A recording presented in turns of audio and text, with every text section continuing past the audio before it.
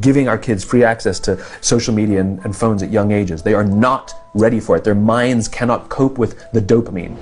They can only have it up to a certain hour, and you take it away. They're children. You can take the phone away. We've got to intervene as parents. But as companies, we now have to deal with the influx of kids that are coming into our companies with addiction. Watch, I see it all the time. Walk through any office. You'll see the older employees have their phones on the sides of their computers as they're working. You'll see the youngest employees have their phones face up in front of their keyboards between their arms as they're working. And this is how they work.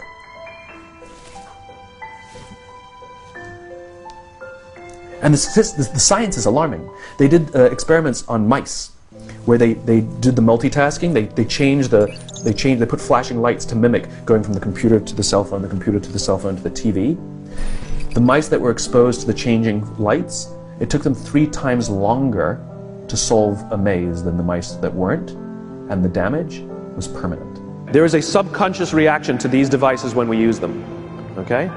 What if I were to hold my phone while I'm talking to you? I'm not checking it, it's not buzzing, it's not beeping, I'm nothing, I'm just holding it. Do you feel at this moment that you are the most important thing to me right now? No, you do not. Because there is a subconscious reaction we have to the device. When it is out, it makes the people around us feel that they are less important. So when we're walking down the halls in our offices and somebody says, hey boss, can I ask you a question? You go, sure, what's on your mind? We've just told them they're not that important. Or we can go, sure, what's on your mind?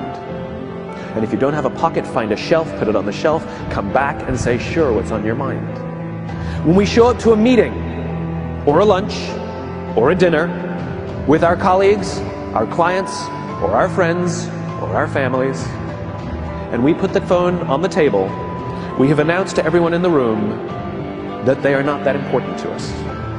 And by the way, putting the phone upside down is not more polite. My favorite one is when the meeting or at a lunch with someone that the phone will ring and the caller ID will pop up and they will go, I'm not going to get it. Oh, so magnanimous. Oh, lucky to eat with you today. Or they could just put the damn thing away. You can tell how addicted we are. When somebody pulls out their phone when you're with them, how uncomfortable does that make us feel? You're walking down the street with someone, they pull their phone out. We feel stupid, so what do? We pull our phones out. We're so addicted. Somebody goes to the bathroom when we're at dinner, and what do we have to sit there by ourselves? God forbid we should look around the room for 5 minutes. We pull our phones out. Meetings. Awful. What do we do when a meeting happens, right? Everybody's sitting waiting for the meeting to start. Bob's running a few minutes late. Bob's here? Okay, start the meeting. Do you know when relationships are built? All that in between time.